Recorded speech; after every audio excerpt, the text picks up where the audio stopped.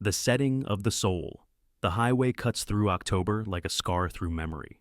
I'm watching it from the passenger seat of my brother's truck, mile markers blurring past, farmland rolling into subdivisions, the whole familiar geography of home materializing through a windshield that needs washing.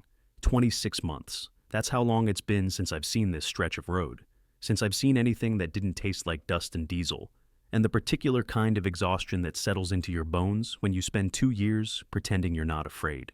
My brother Marcus hasn't said much since he picked me up from the airport. He keeps glancing over like he's checking to make sure I'm real, like I might disappear if he looks away too long. Traffic's gotten worse, I say, just to fill the silence. Yeah. He adjusts his grip on the steering wheel. They're building that new shopping center off exit 47. Whole town's growing. Growing. I turn that word over in my mind.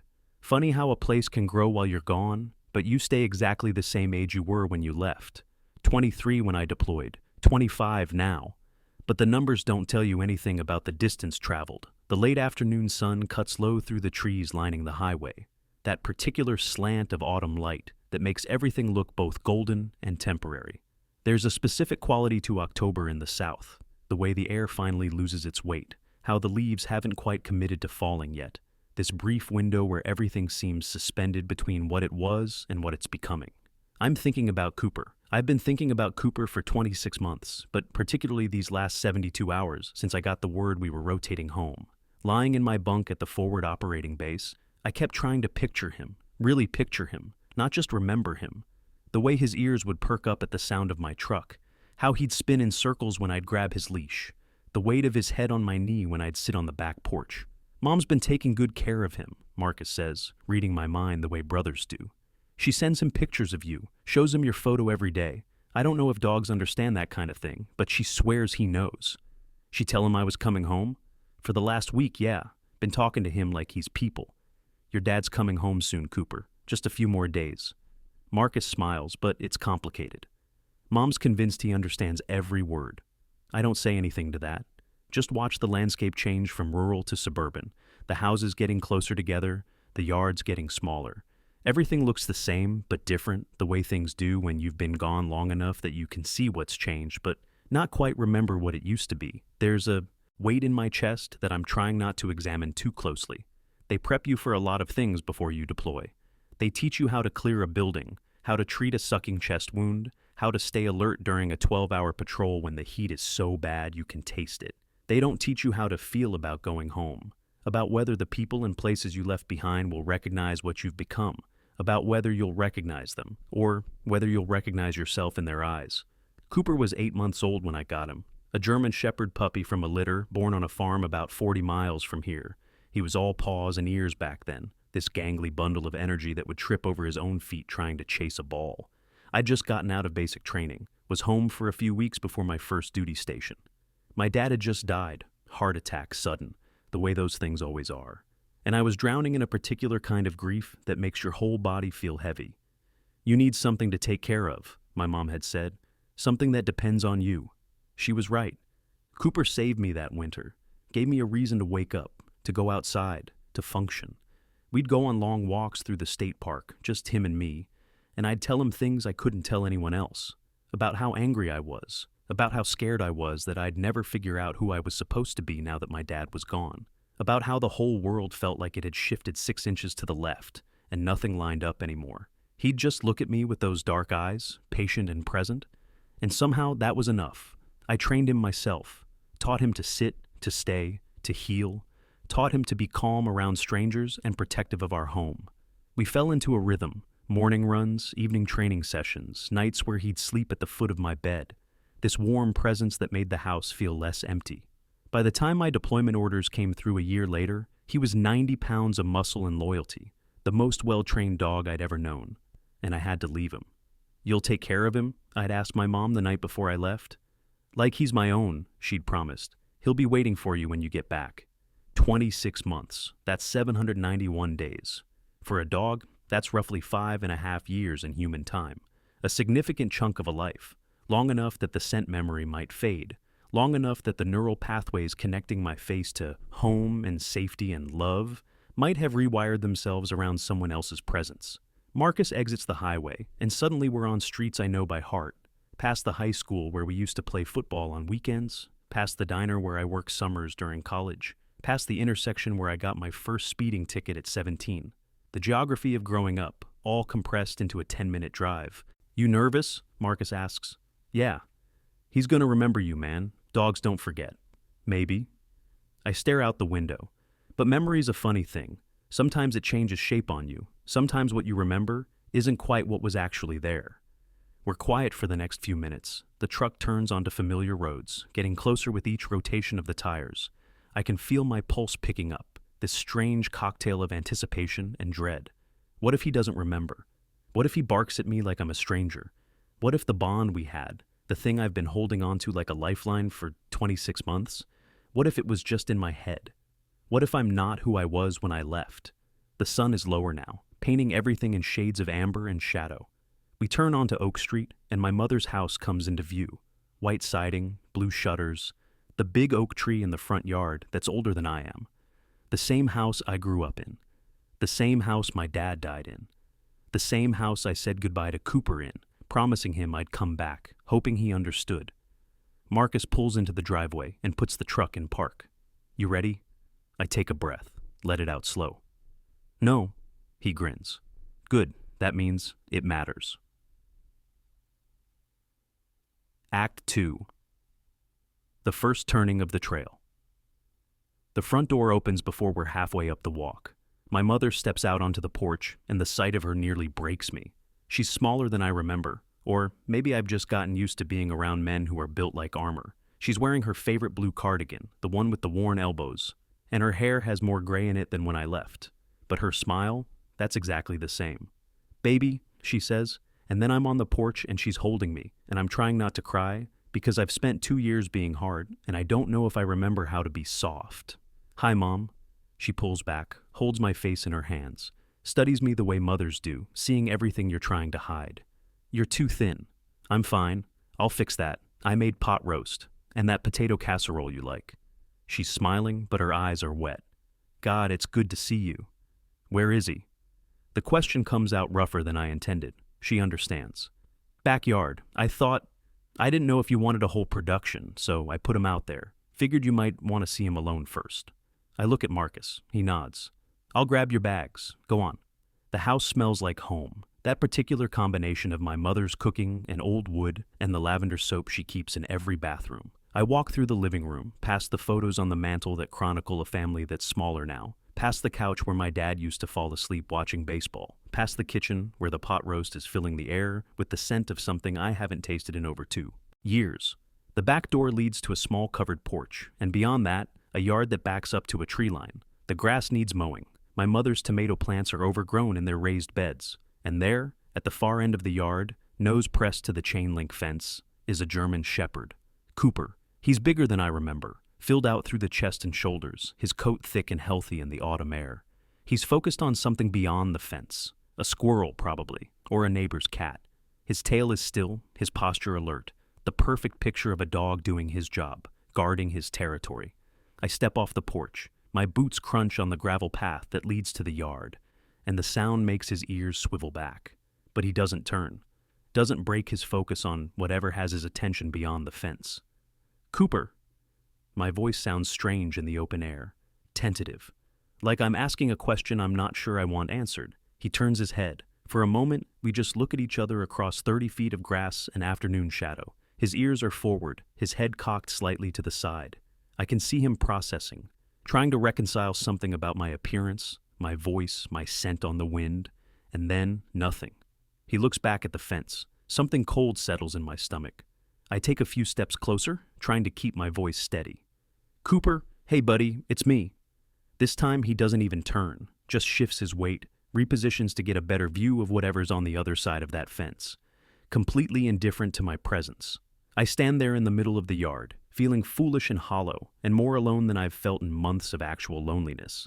This was the homecoming I'd been picturing, the reunion I'd replayed in my head during long nights in the desert when sleep wouldn't come. The moment that was supposed to make everything make sense, and he doesn't even recognize me. He's been like that lately, my mother says from the porch. I didn't hear her come out, very focused on the perimeter, Marcus thinks there's a fox that's been coming through at night. He doesn't know me. Give him a minute, honey. You smell different. You look different. You are different. Let him figure it out. I want to tell her she's wrong. That dogs don't work that way. That scent memory is supposed to be permanent. That 2 years isn't long enough to erase the bond we had. But the evidence is standing 30 feet away, showing me his hindquarters, completely uninterested in the stranger in his yard. I try something else, something we used to do. I whistle, a specific pattern, 2 high notes and a low one, the same whistle I'd used to call him in from long runs in the park, the same whistle that meant, come home. His tail moves, just once. A slight wag, more reflex than recognition, but he still doesn't turn. The sun is sinking toward the tree line now, and the shadows are getting longer. I can hear the sounds of the neighborhood coming to life around us, a lawnmower a few houses down, kids playing in a sprinkler, someone's radio playing classic rock. All these sounds of normal life that feel foreign after so long surrounded by the sounds of war. I walk closer, slowly, like I'm approaching a wild animal that might bolt. Cooper's ears track my movement, but he keeps his eyes on the fence. I'm 10 feet away now. 8, 6. It's me, buddy. It's really me. I came home. 5 feet away, and I can see the gray hairs around his muzzle that weren't there before.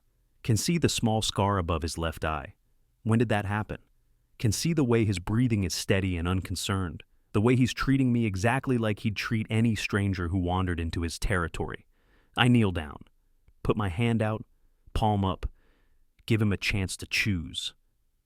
Cooper? He finally looks at me, really looks. His dark eyes meet mine, and I'm searching for some flash of recognition, some spark that says he knows me, that whatever we had isn't gone, but there's nothing, just polite canine assessment. He sniffs toward my hand, but doesn't move closer, doesn't wag, doesn't react at all beyond basic dog curiosity about a new person in his space. I feel something crack inside my chest. Sorry, boy, I say quietly. Guess I should have written more. The joke falls flat in the empty yard. I stand up, brush off my knees, and turn back toward the house. My mother is still on the porch, and the look on her face is careful, like she's watching me for signs of breaking. He just needs time, she says. Yeah, time. I walk past her into the house, and I don't look back. Don't want to see him return to his post at the fence, forgetting I was ever there. Inside, Marcus is setting my bags by the stairs, and he takes one look at my face and doesn't say anything, just nods toward the kitchen. Pot roast's ready. We eat dinner, and it tastes like memory, like every Sunday growing up, like holidays and ordinary Wednesdays and all the accumulated moments that make a place feel like home. My mother keeps the conversation light, asks about the flight, tells me about her book club, mentions that Mrs. Henderson next door has been asking about me.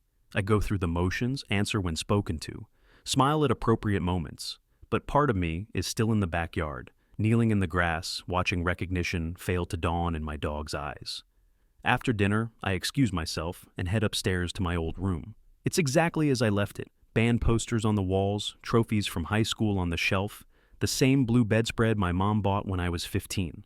Like a museum exhibit of who I used to be. I sit on the edge of the bed and pull out my phone, scroll through the photos I saved. Cooper as a puppy, Cooper in the snow, Cooper asleep on the couch. All these frozen moments. That prove we were something to each other once. Outside my window, the sun has set completely. The neighborhood is settling into evening routines. And somewhere below me, in the backyard, there's a dog who used to be mine, standing guard against threats only he can perceive. Funny how you can travel 10,000 miles to get home, and still be the outsider. Eights to vibes, Borf. The hard miles. I don't sleep well that first night. The bed is too soft, the room is too quiet. I'm used to the sound of 20 men breathing in the darkness, the hum of generators, the occasional crack of distant gunfire that you learn to identify and categorize and ultimately ignore. Here, there's nothing but suburban silence, and it's deafening. Around 0300, I give up and head downstairs. The house is dark except for the stove light my mother leaves on, a small beacon in the kitchen. I pour a glass of water and stand at the sink, looking out into the backyard. The motion sensor light clicks on, and I can see Cooper's doghouse near the fence, the one my dad built before he died. There's a shadow moving inside it, a shift of dark fur. He's awake too. I wonder if he has trouble sleeping, if the transition from day to night makes him uneasy, if he knows the difference between the threats he guards against and the harmless sounds of life carrying on around him. I spend the next 3 days trying to exist in a world that no longer fits quite right. My mother hovers, makes my favorite foods, suggests we go shopping for new clothes since my old ones don't fit anymore, invites me to come with her to church on Sunday. All these small attempts to weave me back into the fabric of regular life. Marcus stops by every day, brings beer, tries to get me to talk about things I can't talk about. Eventually gives up, and we just watch football, sitting in the comfortable silence that brothers who've run out of words fall into. And Cooper stays distant. He comes in at night, sleeps in the living room on his bed by the fireplace. In the mornings, he follows my mother around the kitchen while she makes coffee, waiting patiently for his breakfast. During the day, he patrols the yard, lies in the sun, does all the things a well-adjusted dog does. He just does them as if I'm not there. I try not to let it bother me. Tell myself it's stupid to be hurt by a dog's indifference. But every time I walk past him and he doesn't even look up, every time I call his name and get only the barest acknowledgement, I feel that crack in my chest widen a little more. On the fourth day, my mother finds me on the back porch, watching Cooper investigate something in the far corner of the yard. "You know, when you first left," she says, settling into the chair next to mine, "he waited by the door every evening, right around the time you used to come home from work. He'd sit there, watching for hours sometimes. I don't say anything. After a few months, he stopped. I thought that was a good thing, that he was adjusting. But now I wonder if he decided you weren't coming back, if he made peace with it. Dogs don't think like that. Maybe not, but they feel things, and feelings aren't always logical." She's quiet for a moment. "Did I ever tell you what happened about a year into your deployment?" "No. I was showing him your picture like I did every day, and he turned away, walked out of the room. And for a while after that, whenever I'd get your photo out, he'd leave, like it hurt to look at you." The words land heavy. I try to picture it. Cooper seeing my face and feeling pain. Cooper choosing to protect himself from a memory that only caused absence. "I stopped showing him the pictures for a few months," she continues. "Let him have peace. But then about 6 months ago, I started again. Slow, just leaving a photo on the coffee table where he could see it. And eventually, he'd come sit with me when I talked about you. Like maybe he was ready to hope again. Doesn't seem like it worked." She looks at me with those mother's eyes that see everything. "Honey, he doesn't not know you. He's afraid to know you. There's a difference." I want to argue, but the words stick in my throat. "You're afraid too," she says gently. "I can see it. You're afraid that too much has changed, that the person who left isn't the person who came back, that maybe you don't deserve the homecoming you dreamed about." "Mom, let me finish." Her voice is firm but kind. "You've spent 2 years being hard because you had to be, being distant because attachment was dangerous, being careful with your heart because hearts get broken in war. And now you're home, and someone is asking you to be soft again, to be present again, to trust that it's safe to love something again.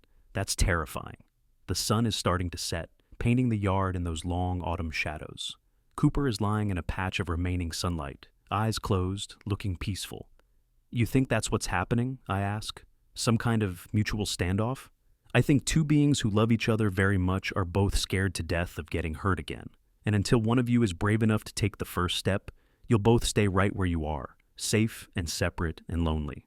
She pats my knee and goes inside, leaving me with that thought. That night, I make a decision. I wait until the house is quiet, until my mother's gone to bed, and the only sounds are the settling of old wood and the hum of the refrigerator. Then I go to the closet by the front door and find Cooper's leash, the same leather leash I used to train him with, worn smooth by hundreds of walks. I head to the living room where Cooper is sleeping by the fireplace. He lifts his head when I approach, ears forward, watching me with that same polite neutrality he's maintained since I arrived. I kneel down a few feet away, leash in hand. "Hey, buddy," I say quietly. "I know you don't remember me, or maybe you do, and you're just not sure you want to, and that's okay. I get it. I'm not sure about a lot of things either right now." His tail moves slightly, not quite a wag, but acknowledgement. "But here's the thing. I made you a promise before I left. I told you I'd come back, and I'm here. And I don't know how to prove to you that I'm still me, that we're still us. But I know we used to have this thing we'd do." I hold up the leash. "We used to walk, remember? We'd go out to the state park, just you and me, and we'd walk until we were both tired. And you'd tell me things without words, and I'd tell you things I couldn't say to anyone else. And for a little while, the world would make sense." Cooper's eyes are locked on the leash now. I can see something shifting in his posture, a tension, like he's remembering something his mind had filed away. So here's what I'm thinking. Tomorrow morning, early, before the world wakes up, you and me, we go for a walk, just like we used to. And maybe out there, on the trail, we can figure out who we are now, together. I set the leash on the floor between us, an offering, an invitation. You don't have to decide now, just think about it, okay? I stand up and head for the stairs. At the bottom step, I look back. Cooper is staring at the leash, head cocked, like he's having a conversation with himself that I'm not privy to. I go to bed not knowing what morning will bring. Act 4, The Reckoning of Truth. Idaw, Itsveu, Zaro 5 Thirdawa comes cold and dark. I wake to my alarm, that same internal clock that got me through 2 years of early formations and dawn patrols. For a moment, lying there in my childhood bed, I forget where I am. Then it all comes rushing back. Home, family, Cooper. The quiet war of reunion happening in this house. I dress quietly, old jeans, flannel shirt, boots. The clothes feel strange after so long in uniform, but also right, like I'm putting on an older version of myself. Downstairs, the house is still. The leash is where I left it on the floor, but Cooper's bed is empty. My heart sinks. Maybe he's outside, maybe he's upstairs with my mother, maybe the whole gesture was pointless. Then I hear it, a soft sound from the kitchen.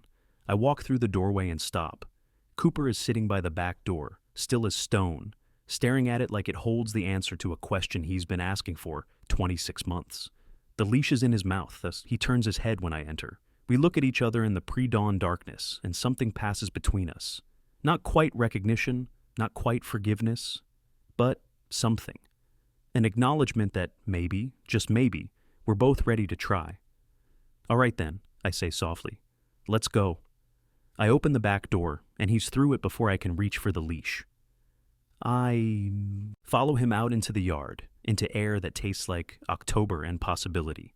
He's pacing near the gate, that old excitement barely contained, and when I get close, he sits, automatic. The training we did together coming back like muscle memory. I clip the leash to his collar, and his tail starts moving. Not the wild thrashing of pure joy, but something more measured, careful, like he's giving himself permission to hope, but isn't quite ready to commit. We walk through the neighborhood as dawn starts to gray the eastern sky, past sleeping houses and cars collecting dew, past the corner store where I used to buy energy drinks before my morning runs, past streets that witnessed me growing up, growing hard, growing into someone I'm still trying to recognize. Cooper walks at my left side, perfect heel position, head up, alert but not anxious. Every few yards he glances up at me, these quick checks, like he's making sure I'm still there, that I'm real. We reach the entrance to the state park as the sun breaks the horizon. The trail heads into pine forest, the same path we walked dozens of times before I left. It's wider than I remember, the roots more exposed, but the essence is the same. The way the pine needles carpet the ground, the smell of sap and earth, the silence that's not empty but full of bird calls and wind through branches, and the particular quiet that only exists in places where humans are temporary visitors. I unclip the leash. Cooper looks at me, waiting for permission. Go on, I tell him. He takes off like a shot, bounding down the trail with a joy that's almost painful to watch. His ears are back, his mouth open in what looks like a grin, his whole body expressing a freedom I haven't seen since I got home. He runs ahead 50 yards, then stops and looks back. Checking. I follow. We fall into an old rhythm, him ranging ahead, investigating, looping back, me walking steady, letting my mind empty, letting the movement carry away everything I've been holding. The sun rises proper now, filtering through the pines and shafts of gold, and the forest comes alive around us. After about a mile, Cooper slows down, starts walking closer to me, then next to me, then finally exactly at my left side, matching my pace step for step. I reach down and rest my hand on his head as we walk. His fur is warm from exertion, soft under my palm. He leans into the touch, just slightly, and that small gesture breaks something open inside me. I missed you, I say out loud, to the forest and the morning and the dog walking beside me. God, I missed you so much. My voice cracks on the last word. Cooper stops, sits, looks up at me with those dark eyes, and this time there's something different in them. Something that looks like recognition, like maybe he's finally seeing me, really seeing me, and remembering what we were to each other. I kneel down in the middle of the trail, and he steps forward, presses, his head against my chest. I wrap my arms around him and bury my face in his fur, and for the first time since I've been home, I let myself fall apart. I cry for the 26 months of absence, for my father, who I never got to say goodbye to properly, for the men I served with, who didn't make it home, for the version of myself I had to become in order to survive, for all the nights I lay awake overseas, wondering if anyone back here still knew my name, for the fear that I'd come back to find that life had moved on without me, that I'd become a ghost in my own story. And Cooper just stands there, solid and warm and present, letting me hold on to him like he's the only thing keeping me anchored to the earth. We stay like that for a long time, long enough for my breathing to steady, long enough for the sun to climb higher through the branches, long enough for something that was broken to start knitting itself back together. When I finally pull back, Cooper licks my face, once, twice, 3 times. Then he pushes his nose under my hand, asking for what he used to ask for. That scratch behind his ears that he loves, that spot that makes his back leg kick involuntarily. I give it to him, and his tail wags, really wags, full enthusiasm, no reservation. "There you are," I whisper. "There's my boy." He barks, just once. That deep declarative bark that means yes, and agreed, and I understand. We sit there in the middle of the trail as the morning grows around us, and I tell him things I couldn't tell anyone else.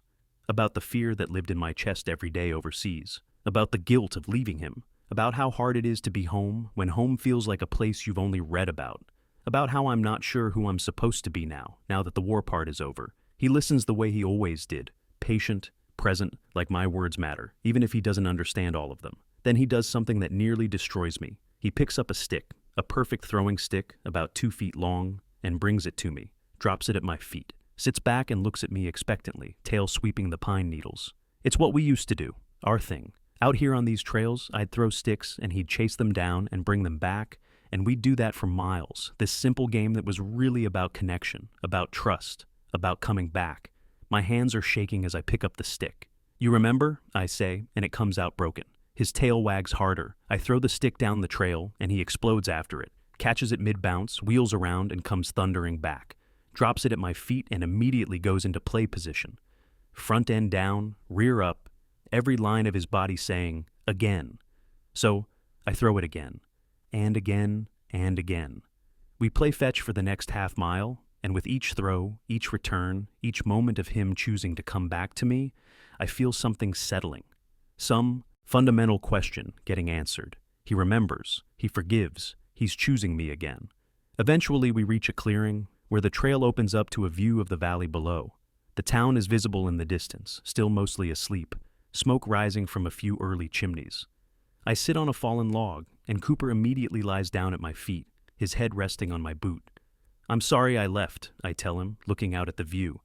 "I'm sorry I broke my promise. I said I'd always be there, and then I wasn't. And I know duty and country and all those big words don't mean anything to you. You just knew I was gone, that I chose to go." He shifts slightly, pressing more weight against my leg.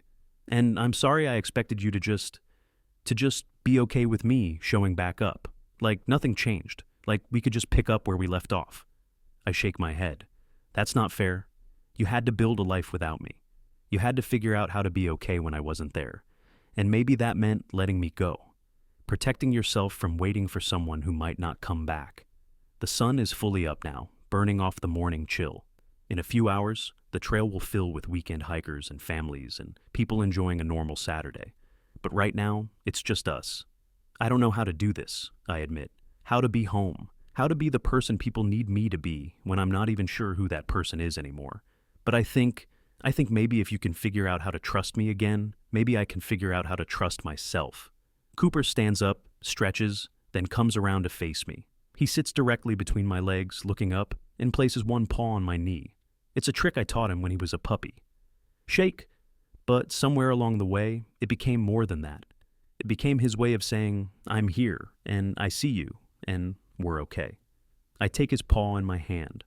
"We're going to figure this out," I tell him. "Both of us, together, deal?" He barks. And then he does something he hasn't done since I got home.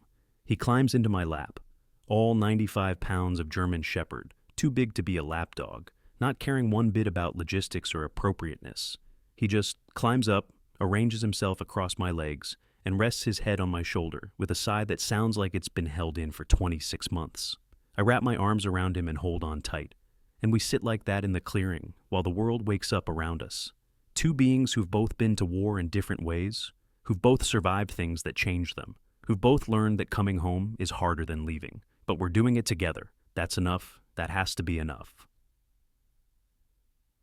The trail behind us. We walk back to the house slowly, taking our time. Cooper ranges less now, stays closer, like he's afraid I might disappear if he lets me get too far ahead.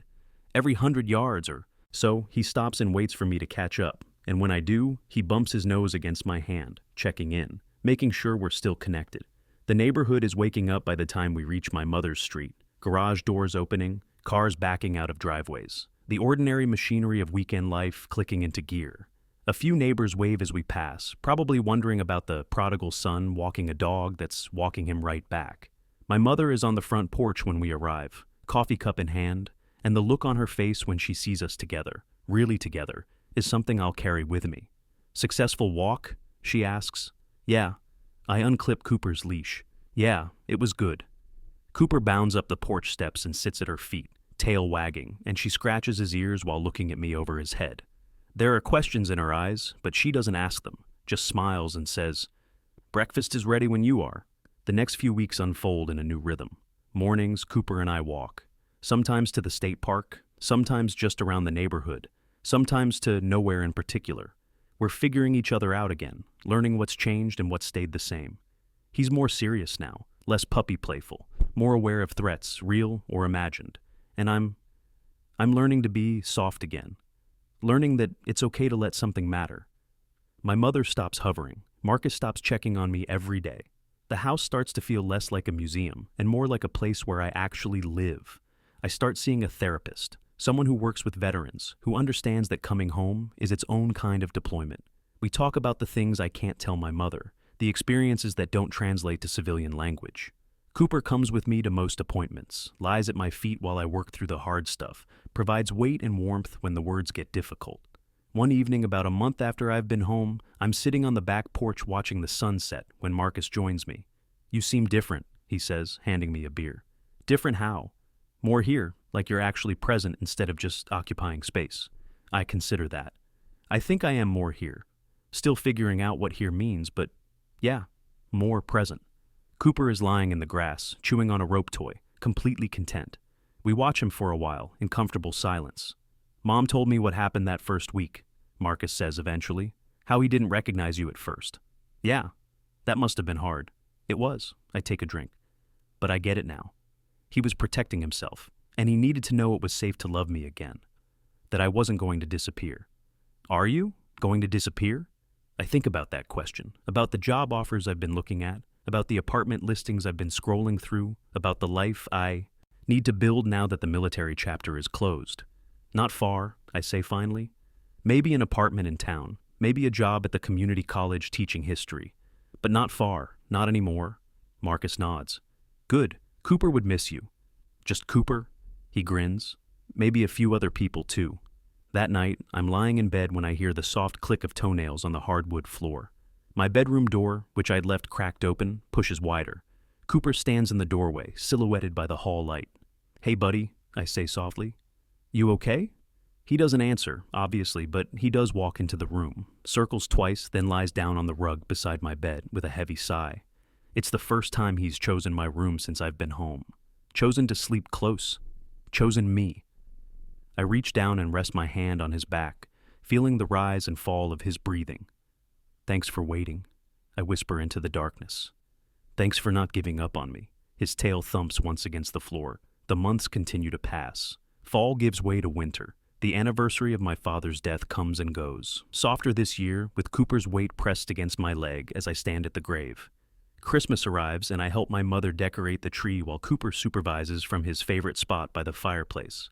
I take the job at the community college, start teaching Intro to American History 3 days a week. Find an apartment downtown that allows dogs. Not that there was ever a question of Cooper not coming with me.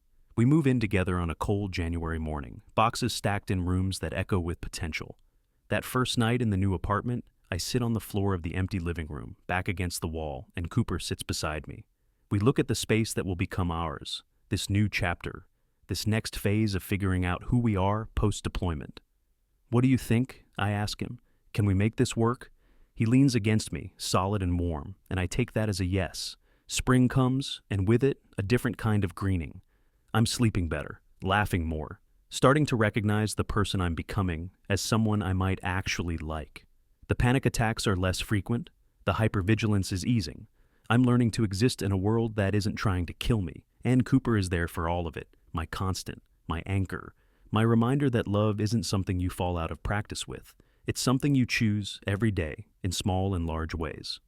One Saturday morning in April, I decide to visit the shelter where I originally got Cooper. They're hosting an adoption event, and I figure maybe I can volunteer, give back a little of what this creature gave me. Cooper comes with me, of course. He's calmer around other dogs now, more confident. The shelter staff recognizes him immediately. "Oh my God, is that Cooper?" A young woman named Sarah practically runs over. "Look, how big you got."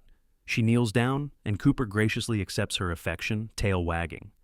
"You're back from deployment," she says to me, smiling. "How was the reunion?" I look down at Cooper, who's now checking out a puppy that's tumbling past. "Complicated at first, but we figured it out." "They usually do," she says. "Dogs are better at forgiveness than we are." I spend the afternoon helping with the event, and something happens that I don't expect. A little girl, maybe 8 years old, is sitting alone on a bench crying. Her parents are at the adoption desk, and I gather from context that they've decided not to adopt the dog she wanted. Cooper walks right over to her, sits in front of her, patient and calm, until she notices him. Then he does that thing he does, places his paw on her knee. The same gesture of connection he gave me in the forest that first morning. She stops crying, looks at him with wonder. "What's his name?" "Cooper," I tell her, sitting down next to them. "He's a good listener if you need to talk." She tells him about the puppy she wanted, about how her parents said no because they're not ready for the responsibility, about how she's been wanting a dog her whole life, and this feels like the end of the world. Cooper just sits there, letting her pet him, and I watch something shift in her face. That universal comfort that comes from connection with an animal who asks nothing of you except to be present. Eventually her parents come over, apologetic and grateful. The little girl hugs Cooper goodbye, and as they walk away I hear her say, "Maybe when I'm older, I can get a dog just like that one." "You're pretty good at this," Sarah says, coming up beside me. "The therapy dog thing. Have you thought about getting him certified?" I haven't. But watching Cooper interact with that little girl, seeing the same gift he gave me being offered to someone else who needed it, it plants a seed. 2 months later, we're in a training facility, working toward his therapy dog certification. Cooper takes to it like he was born for it. The obedience, the calm demeanor, the ability to stay focused in chaotic environments, all of it comes naturally. By summer, he's certified, and we're volunteering at the VA hospital twice a week. That's where I meet David. He's 22, just back from his second deployment, and he's sitting in the rec room looking exactly like I felt when I first came home. Disconnected, hollow, like he's not quite sure how to exist in his own skin. "This is Cooper," I tell him, sitting down. "We're here to bother you for a while, if that's okay." David looks at Cooper, and something flickers in his expression. "German Shepherd, we had one at our outpost. Best early warning system we had." "Yeah, they're good at their jobs." I let Cooper move closer to David. "This guy was mine before I deployed. Came home to find he didn't recognize me. Thought I'd lost him." David's hand moves toward Cooper, then hesitates. "What happened?" "We figured it out. Took time. Took patience. Took both of us being willing to be vulnerable again." Cooper is leaning against David's legs now, accepting the tentative pets he's being offered. Turns out coming home is just another kind of mission. Different terrain, different rules, but same principle. You have to trust your team. We talk for an hour about deployments and homecomings and the strange liminal space of being back in a world that kept turning while you were gone. About dogs and therapy and the small steps toward healing. And Cooper just sits there between us, this bridge between two people who understand what it costs to serve and what it takes to come home. When I leave, David is smiling. Just a little, but it's there. It's been 3 years since I came home. I'm sitting on the back porch of the house I bought last year. Nothing fancy, just a small place with a big yard and a view of the mountains. Cooper is older now, gray creeping further into his muzzle, moving a little slower in the mornings. But his eyes are still bright, his spirit's still strong. We still walk every morning, still visit the state park where we found each other again, still sit in clearings and talk about things that matter and things that don't. I'm teaching full-time now at the college, running a small veteran support group, volunteering with Cooper at the VA hospital and the local schools, building a life that feels purposeful and grounded and real. Some days are still hard. The anniversary of certain dates, the sound of fireworks on the 4th of July, the occasional nightmare that leaves me gasping in the dark. But Cooper is always there, warm weight pressing against me, reminder that I'm home, I'm safe, I'm not alone.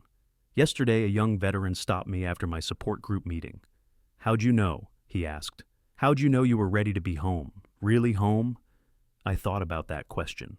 About the moment in the forest when Cooper climbed into my lap. About the little girl at the shelter. About David at the VA hospital, who's now working on his own therapy dog certification. About all the small moments of connection that add up to a life. "I don't know if you're ever fully ready," I told him honestly. "I think home is something you practice, something you build day by day, choice by choice. And it helps to have someone, or something, that believes you're worth the effort, that waits for you to figure it out, that forgives you for the time it takes." He nodded like he understood. This morning, I'm watching the sunrise paint the mountains gold, and Cooper is lying beside my chair. And I'm thinking about that soldier who came home 3 years ago. The one who was so afraid that everything he loved had moved on without him. The one who couldn't imagine ever feeling whole again. I wish I could tell him that it gets easier, that the pieces eventually fit back together exactly as they were before, but that would be a lie. The truth is, you don't go back to who you were. That person is gone, changed by experience and distance and everything you had to do to survive. The dog doesn't forget that you left. The trust doesn't rebuild itself overnight. The wounds don't heal invisible. But here's what I've learned. You become someone new, someone who carries both what was and what is, someone who knows the weight of absence and the gift of return, someone who's learned that love isn't about picking up where you left off. It's about choosing to begin again, day after day, moment by moment. And if you're very lucky, you find a companion willing to take that journey with you, who'll sit with you in the hard moments, who'll walk beside you in the healing ones, who'll remind you just by existing that you're worth coming home to. Cooper lifts his head, looking at me like he knows I'm thinking about him. His tail thumps against the porch boards. I reach down and scratch behind his ears, that spot that still makes his back leg kick. "Good boy," I tell him, and I mean so much more than those 2 words can hold. "Good boy." He sighs, content, and rests his head back on his paws. The sun climbs higher. Birds begin their morning songs. Somewhere in the distance, a neighbor's lawnmower starts up. The world continues its ordinary revolutions. And here, on this porch, with this dog, I'm home. Really home. Finally.